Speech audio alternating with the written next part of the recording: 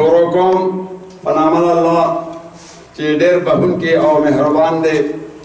شوګر نن سبا زموږ په پاکستان کې نه په ټوله دنیا کې چې ګر دی هر سړی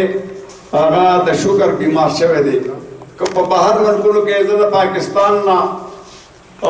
تقریبا 14 ملکونو ته زه تللی یم، بلکې نن ما یو ملګري د دې ډاکټر صاحب په باره کې تپوس وکړ چې دا ډاکټر صاحب کوم ځای کې په صوابۍ کې. خدای شته چې ما ورسره څه پېژنګلو نه وه، خو بس داسې کوي مانا باندې تعلق زموږ دغلته وګل دی، په هغې کې وشو د وردګ کې. او زما کاسې ما دې ځای ته ستاسو دې وطن ته ستاسو دې علاقې ته د تعالی شعر عجیزه راوړلی یم. او تاسو ډېره مینه ناک خلک یې. دلته زما تاسو سره ډېره ښه زندګي تېره شوې ده په دغه فول څوکۍ کې، خو بس هغه قسمت یو 15 کاله وچلېده، هغه بار هغه موټروی کې روان شو. نو اوس دغه وردګ ته راغلي یو. ډاکټر صاحب وویل چې یاره زه داسې کلینیک ما ویل دا کلینیک چې دی نو دا په داسې ځای کې پکار دی چې هغې ته تیمرګرم نږدې وي، تالاش مترۍ، دا چکدره، پټخیله، دا علاقې وتاڼه چې دا ورته نږدې وي، نو په درمیانه ځای کې چې دی تاسو هسپتال مقرره کېږي. ما ورته ځای نه ډېر ښودلي، بس دې دا ځای خوښ کړی و. او ماشاءالله ما خو چې وکتل نو ډېر مزېدار ځای هم دی. وهغه یو شعر دی وایي جرند پیکو څوک مشینان چلوي، جرند پیکو څوک مشینان چلوي، مزدور لټانګه کوچوان چلوي،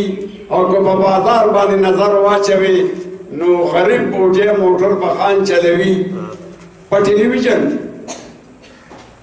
ما 18 کاله ټلویزیون چلولی دی، خو دا یو غټ کردار زما دا دی چې په دنیا کې اولنی د منشیاتو خلاف قدم دا په پاکستان کې نه په بین الاقوام کې دا مې راوڅښی دی. یعنې ورکې موبایل یې هر چا سره یې وله ورکې چې منشیاتو دغه چا کړی دی، مخکې آغاز دا ما کړی دی. باقي پاتې شوه نن سبا چې کوم دا د شوګر مسلې دي، نو دا په دې پاکستان کې په بهر ملکونو کې په 100 کې او یو کسو ته 75% شوګر لګېدلی دی. او دا نه چې د دې مرض علاج نشته، ولې نشته؟ خو چې څوک یې کولی شي. او لکه داسې شخصیات چې کوم مونږ سره خوا کې ناست دی، دله د ډېر لرې لرې نه خلک، بلکې کوټې نه، د پنو نه، دغې علاقو نه، د اسماعیل خان نه، زه ته خدای شته مخکې خبر وم، خو ما ته ځای نه و معلوم. یعنې زما خپله یو خور ده، په خدای کې نو که د خپو تلي یې کاټ کړي دي، بلکل په هډوکو ګرځي. نو داسې دا شوګر ما ته په بهر ملک کې لګېدلی و، خو خیر ما بیا احتیاط شروع کړو. اوس مې هم ډاکټر صاحب ته خپله فریاد وورو چې دغسې مسله ده. نو دوی راته وایي چې الله به خیر کړي، زه به ورته داسې دوايانې ولیکم چې هغه به هغې سره به تا خدای پاک ښه کړي. نو دا هسپتال چې دی دا د شوګر لپاره خاص کولاو شو. او دا دې سړی نه وایي، ډېر خلک داسې کړي مړه بس پرهېز څه کوې دغه دی دا هر څه خورئ. نه خامخا چې تاسو ته یو ډاکټر وایي چې یاره دا دې شي د پرهېز کوې نو هغه به کوې. ګورې دا ډاکټر صاحب ناست دی، بیا به وایي چې دا مې راوستلو زمونږ نه تیز مخکې لاړ. په دنیا کې 30,000 بیمارۍ دي، 3000 قسمونه دي د بیمارو. نو دې کې یو قسم بیماري چې دا هغه د ډاکټرانو یا هومیوپیتک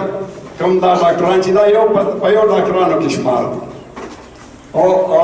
1000 بیمارۍ چې دغې سره ښه کېږي، او 1000 چې دا دم ترها سره ښه کېږي، د هغې نه به هم مخ نه اړوئ. او دا 1000 چې کوم دي نو دې سره علاج نشته. دا بیماری دا ډاکټري دا لقمان حکیم صاحب لکه دا علما بعضې وخت تقریر کوي 1,40,000 کم و زیات پیغمبران چې یادوي، دا د لقمان حکیم صاحب په پیغمبرۍ کې شک دی. دا د نبي علیه السلام نه مخکې لکه تېر شوی دی، هغه پسې په دې بوټو چغې والې چې زه د دې مرض زه د دې مرض دا یو. نو هغه به بیا په خپله خېټه خرابه شوه، هغه به داسې ګولۍ جوړه کړه چې روان لښتي ته بیا ور واچول، هغه به ودرېد. دا هغه ایجاد دی را روان دی. دا ډاکټران چې دا تجربې کوي او دا حدیثونه ګوري دا خو مخکې دا شی راغلی دی که نه دې دنیا ته د ښو خلکو په خولې دا واز نصیحت را رسېدلی دی د علماو په ذریعه باندې نو دا اوس خو پکې دا بل شانتې څیزونه راووتلو نوې نوې تجربې کېږي خو زه به د دا یو د منشیاتو خلاف دا قدم چې ما کله کېښود په ټلویزیون کې نو هغه یو نشي بل نشي ته ویې وایي یاره د اکټران یې دونه خشته وایي او بل ورته یې زمانه وایي دې د مخ نه میک اپ لرې کړه او د شونډو نه سرخي لرې کړه او د سترګو نه رانجه لرې کړه نو وایي څه به دې جوړ شي او بل ورته څه به دې جوړ شي خو زما ښځه به دې جوړ شي دا لطیفه چې کومه دا د قمقلتوب نه جوړېږي زما 5 کتابه دي یو کتاب و حقیقت پټو پټو کې دا مختصر چاپ هغه ټول علماو جوړ هغې زیاتره هغې کې دا متلونو نو هغې چې دی لکه بعضې مسلو کې که نه لکه یو مثال کې راولي ما څه د قرآن حدیث نه دا دغه نه دی رښتې دا د خپل دماغي دغه نه کنې ګوره دا یو تجربه ښیي ډاکټر صاحب بخښنه غواړم انسان چې په 15 کالو کې مالدار نه شو دا به ټول عمر غواړي دا یاد لرئ ځان ته چې په 40 کاله کې دغې عقل رانغی نو دا به ټول عمر کمه کوي تر 40 کاله پورې دا انسان په خپله وینه خپل طاقت خپل قوت باندې چلیږي 50 کاله پس بیا د ګولۍ خوري 80 کاله پس ستنې وخي او 1 کاله پس کونټۍ ته لاس کړي 80 کاله پس بیا په 2 کسو لاس شوي کله داسې شو کله داسې بس دا ته د چرګۍ اخر ایرپورټ ته ورښکته شي بله یو داسې خبره درته کومه چې ما خو ته ووایي دا په مذهبي کتابونو کې نشته د انسان چې کله پیدا شو د 30 کاله عمر تاسو په دې لږ سوچ کوئ 30 کاله عمر نو دې په ډېر خپو چې زه په دې 30 کاله کې له ځوانېږم نو بیا یې خر راوسته خر ته یې ویسته هم 30 کاله عمر شو خر ورته یې زه خو 30 کاله پردي بارونه نه شم وړی دا ماله نیم کا وی ښځه 15 کاله دې شو بنیادم یې د دې خر نه 15 کاله راکړه نو 30 کاله خپل عمر او 15 کاله ورسره د خر عمر یو ځای شو څو ته جوړ شو شمارې کوئ څو ته جوړ شي 45 ته جوړ شو بیا سپی راوسته سپي ته یې ویسته هم 30 کاله عمر شو هغه ورته یې ما ته څوک 30 کاله ډوډۍ چې و چې د خر له یې نیم که ما له یې نیم که وایي زه ستا هم 15 شو نابنیاده مې ویې د دې سپي 15 هم راکړه وایي زه دغه هم والم دې اوس هر څه ته لاس اچوي که نه چې چېرې دغه ځای هم زما وي هغه بنګله هم زما وي هغه غر هم زما وي دا ښار هم زما وي نو 15 سره بیا د سپي یو ځای شو څو دې جوړ شو 80 چې جوړ شو که 65 حاجي 80 اوس پې سوچ کوئ بیا شادو راوسته بیزه هغه ته یې ویسته هم 30 کاله عمر شو هغه ورته یې ما نو خو 10 کاله کې ویښته توړېدلي خو چې دوی له یې نیم که ما له یې نیم که وایي زه ستا هم 15 شو نابنیاده مې وایي د دې بیز دا 15 هم راکړه وایي زه دغه هم ورسره شو دا 15 ورسره دا یو ځای کې بیا دې څو جوړ شو 15 او یو اوس پې سوچ وکړې دغه ځای ته بنیادم رسي که نه دغه ځای کې چور دي را چور دي نو کله چې دې واده وکړي که نه نو دغې د خر عمر شروع شو کله یې خشاک پسې روان کله یې شاته پوجه را چوړي کله د غوړو ټیم پوکوي دا دغې د خر عمر شروع شي خدای دې کړي که نه دی نواب دي که نه خو چې دی کور ته ځي ځان سره به څه بوټ وړي پوه شوې که نه او کله چې بیا د ده بچي وشي بچي پیدا شي نو بیا دغې د سپي عمر شروع شي هغوی دې پیسې غواړي دی به دې ځه وشه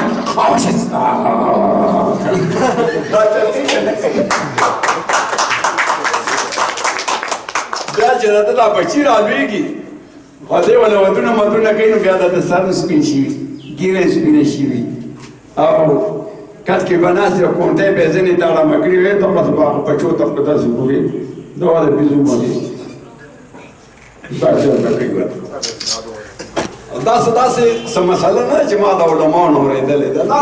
بعضې څیز باندې خپله داسې یو دغه زغلوم لکه زه یو دستاربندۍ له دې علاقې ته چا بوتلم صوابۍ دا ډېر نامي ګرامي پښتانه خلک دی هغه دستاربندۍ کې ما وویل بیا ما ته هغه زړور شي وښایه چې د چا نه نه یېرېږي نه یو یې زمری دی چا به وایي پړانګ دی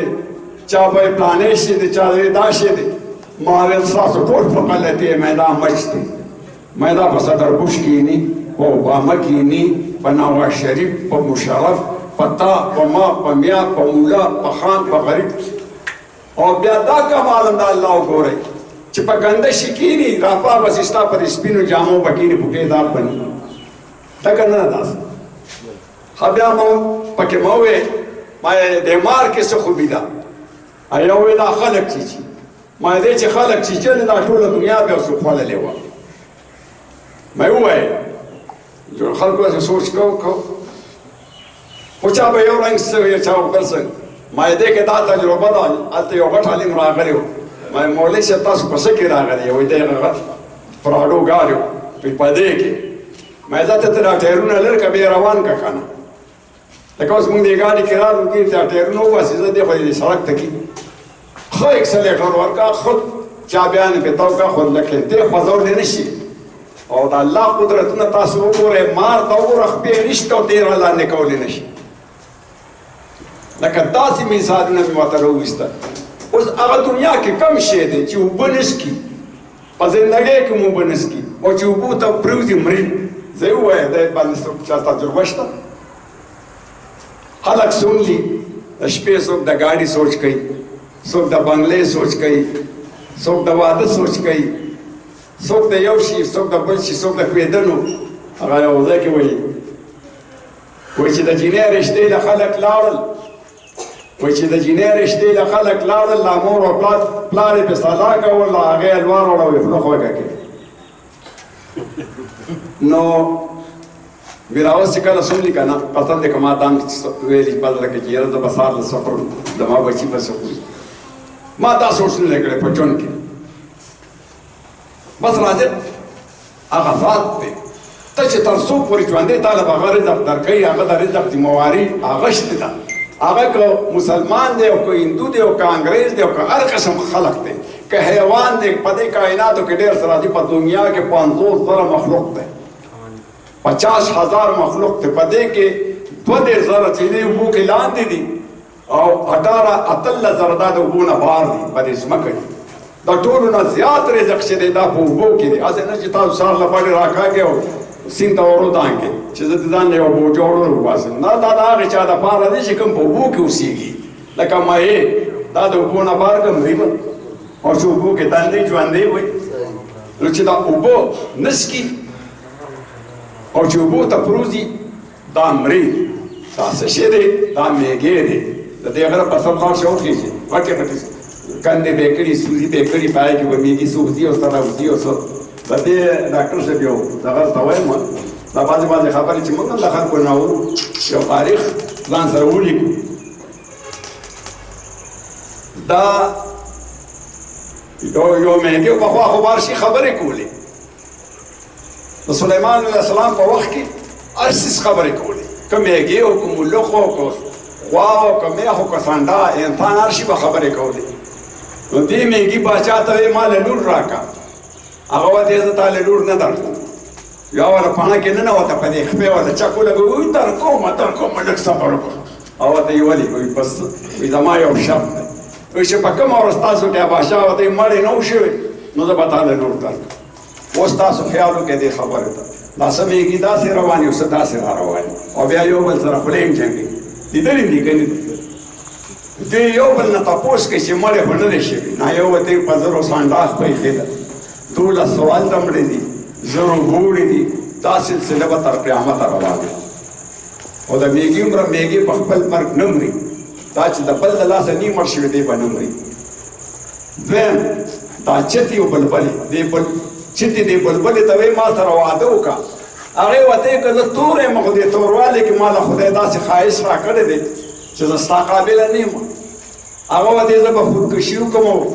چیټۍ به ولیکم چې زه دې بلبلې مړ کړې هغې ورته زه واده سره کوم په یو شرط وایي کوم شرط وایي دې اونه کې داسې ده کې معلوم کړه چې نه کوږ او نه نیغي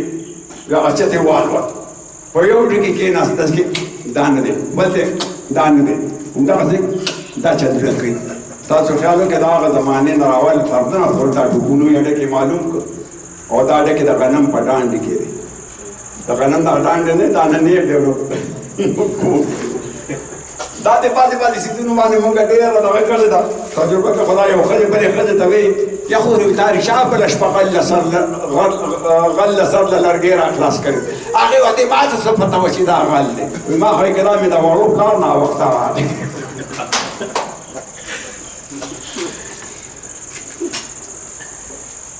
د ماشوموالي نه الله پاک دا یو دغه ما ته راکړی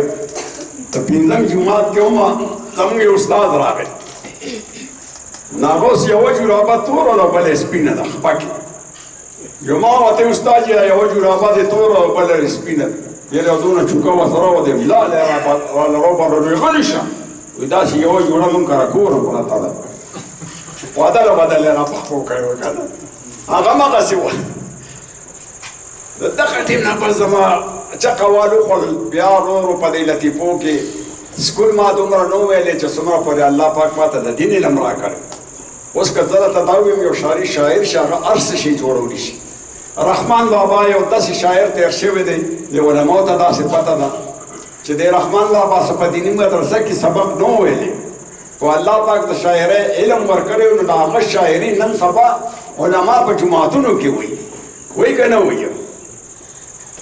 هغه یو داسې نامې ګرامي شاعر تېر شوی دی د هغه رابطه صرف ډایرکټ د الله او د نبي سره وه ستا او ما باندې څه کار نو بس یو دیوانه انسان و شعرونه به یې جوړول او څو درې نیم سوه کاله پسې د هغه قبر پلو کړ هماغسې کفن لوند و بیجګر مولوي صاحب ته خدای وبخي هغه چې دی په خپل لاس باندې سم را سم کړ او بیا دوباره لکه یو ملي سره د سړي لاس ولګي دوباره نو بیا به د هغه جنازه دا به تکې او ته یقین وکړه زه ته یوه بله واقعه زمونږ په کلي کې یو پوډري مړ و په کلي نو هغه پوډري له چې خلکو یو قبر وکیناست وکړ نو هغې کې مړې راووت دا قبر هم بند کړ جوړ بل هم شور وکړ یو په هغې کې هم چې دی مړې راووت ځان بند کړ چې درې مې شروع کړ اوس د یو زنانه لاش پکې راووته چې د سر دا ویښتې دي له حد هغه خپو ته رسېدلي او بیا پړی پکې ده ښه دا د خپل لیدلو واقعه درته وایم او دا یو یو نوکې دونه دونه اوږد شوي بس هغه یو پکې وي چې یار دې سره خو زما لاس ولګېده نو هغه تبې مبې کېښودې بیا د هغې هغه جنازه وکړه نو نوره خواته الله ته علم دی چې مخکې څه دي څه نه دي خو گپ شپ خو دلته تاسو ته لګوم دا خو په شواردونو نه ختمېږي نن سبا آیس یو ظالمانه شرم دی ده دې باندې زه لګیا یم کوشش کوم چې یاره د دې نه د دې اسپتال ته ځه بل ورځ متلم قسم دې په خلکو مې پوتې راښکلي ما یې تاسو چې د آیس کې داسې داسې خلک ظلمي موریان هم پکې وباسي ښه ما یې لاس اوچت کړې چې د چا واده کړي هغه لاس اوچت نو یاره چې څومره وي 120 به لاس اوچت ما یې لکه تاسو دا څیزونه څکئ سهار له به لوڼه زامن ښځه دا به په بازارونو کې ګرځي او ستاسو دپاره به خیر غواړي او زمانې ته هم ګورئ که نه خیر به غواړي او ستاسو لپاره به سوالونه کوي او تاسو به پرې نشې کوئ توبه وباسئ د دې څیز نه ما خپله ذاتي لکه ما په بارمل کې ډېره نشه کوله چې توبه مې ایستې ده که نه دا 18 کاله وشو چې ما بیخي لکه د نشې نوم هم نه دی اغشتی او شوبز مې کله نه پرېښود چې کله زموږ پښتو بېعزتۍ طرف ته لاړه او خلک پکې رنګ رنګ راغله او هغوی سره ډېر داسې څیز شروع کړ چې هغه زموږ د پښتنو د جامې سره نه ښایي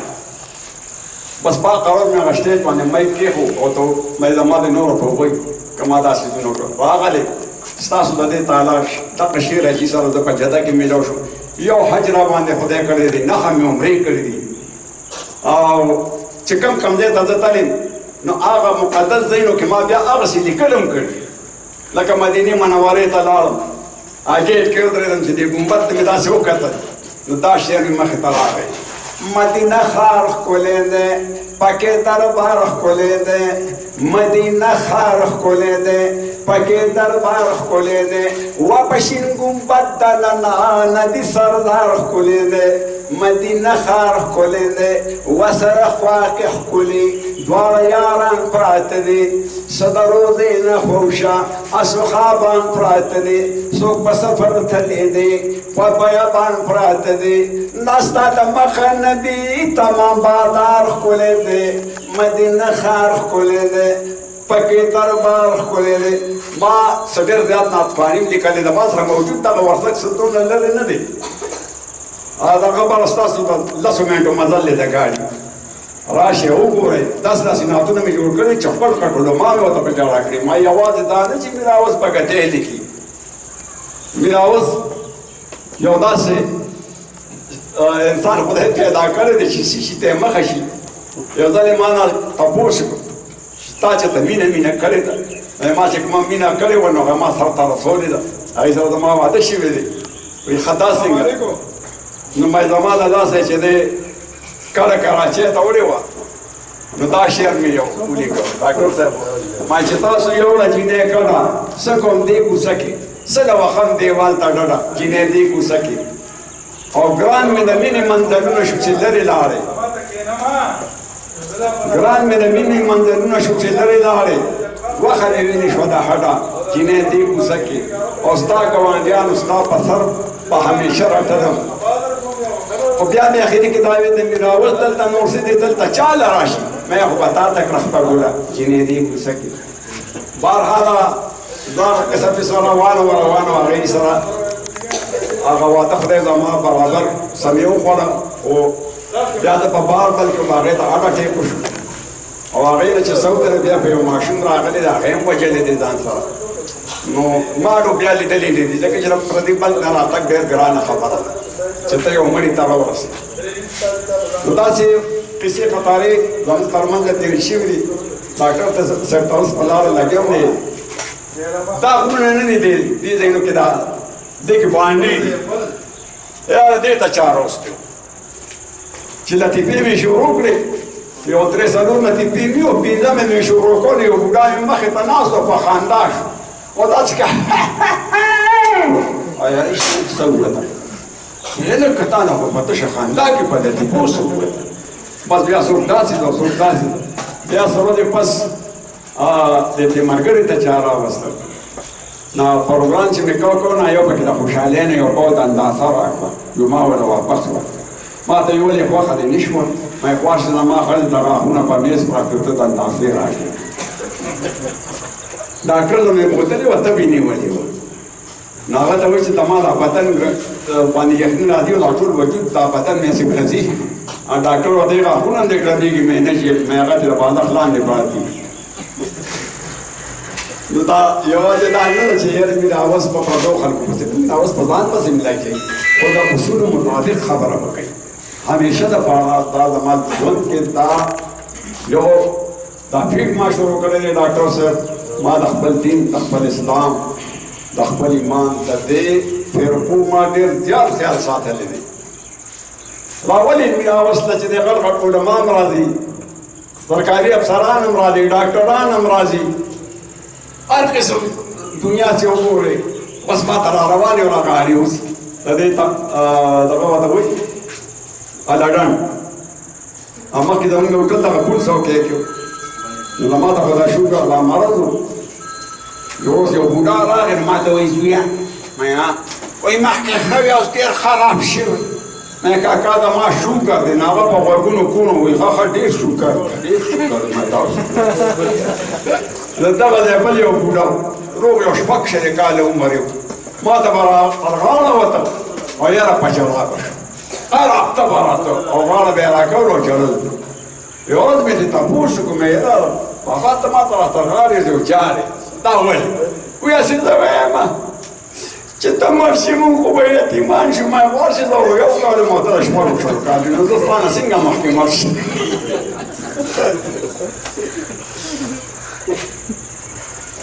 په ظاهر یو دوه درې شعر به دا ووایي وایي دولت د خپلې خوښېرۍ ټوباسي دولت د نه سړي نه سیټ وباسي دولت دې غټو لغاړې ورکوي غریب دې بس خو په ګېټ وباسي او کمپیوټر جوړ دی د مالدار بچي له د غریب درې شپه په سلیټ وباسي ټوکل دې منې د غریبو نصوار د خان سګرټو له پالیټ وباسي او بیا بل ورکوټې باندې شعر دی وایي د لیلا به پوره 1 درجن بچي وو د لیلا به پوره 1 درجن بچي وو خو مجنونو پیدا شوي پاکستان کې او د غریبۍ کړې ښځې داسې زړې د غریبۍ کړې ښځې داسې زړې سړي ته خپله ښځه نیا ښکاري او بل سره یو ورکوټې شعر دی وایي د سود پیسو کې چې زکات وباسي د سود پیسو کې چې زکات وباسي لکه ډمبرو نه چې شات وباسي او خلک مینه کوي په مینه کې یې ګټې وکړئ مونږ د مینې درمسال کې هسې خټې وکړئ او زړه مې تا سره په جوړ تازه کې پاتې شوی دی باز یې راوتم په دروازه کې پاتې شوی دی او نن چې مې یو ښکلې جینۍ ولیده په ګاډۍ کې نو زړه رانه د صدر په مسده کې پاتې شوی دی او څنګه به یې ابدار د ما نه انکار وکړي ما سره 3 ورځې سې روزه کې پاتې شوی دی زه اوس د دې محفل مطابق چې څوک دا سټیج چلی هغې ته خواست کوم چې هغې راشي او په خپل شډول مطابق له دې بیا خو تا ته ماښام پورې زه لګیم دا خو نه ختمېږي خو تاسو ته څومره محفل کې چې ناست خلک یې د دې ډاکټر صاحب په باره کې نورو ملګرو ته موبایل یې نه سبا خو چا پسې تګ هم نه دی پکار په ټیلیفون باندې یو بل خبر کې او زه هم دغه ځای کې لګیا یم ما کوم دومره خلک را خبر کړی دی چې انشاءالله دا ځای د هسپتال که دې خوښه ده ځکه دوی سره ټایم دومره نه یو ورځ به تاسو ته وباسي په هفته کې راځي به او چې دی دا د شوګر کوم مین علاج چې زما په خپله شوګر دی زه پر اوس په خپله مین خطی یم نو دوی لګیا دي که نه لکه ما نه تپوسونه وکړلو نو دا ستاسو دپاره یو ډېره د خوشخبرۍ خبره ده چې دوی دلته کې تشریف راوړو دې ځای کې ورکې غوندې برانچ کولو که د دې په صوابۍ کې دومره غټ هسپتال دی چې د کمې کمې دنیا نه هغې ته خلک را رواني که تاسو لاړئ نو په عقل باندې هېڅ کار پرېږدي نو امید لرم چې دا دغه کامیابي دا ستاسو کامیابي ده چې ستاسو یو مریض هغه ځي او پېښور ته او کراچۍ ته او الشفا ته او سیمج ته یو خوا بل خوا منډې وهي نو راځئ چې نن ټول یو فیصله وکړو او خپل علاجونه او خپل مرضونه دوی ته ښکاره بیمارۍ پټې بیمارۍ هغه دوی ته وړاندې کړو او مخې ته ورته خبرې ورته صحیح صحیح وکړې نو دوی به په هغه شډول باندې روانې علت ووایم که څه غلطي شي په خبرو کې د هغې بخښنه غواړم وسلام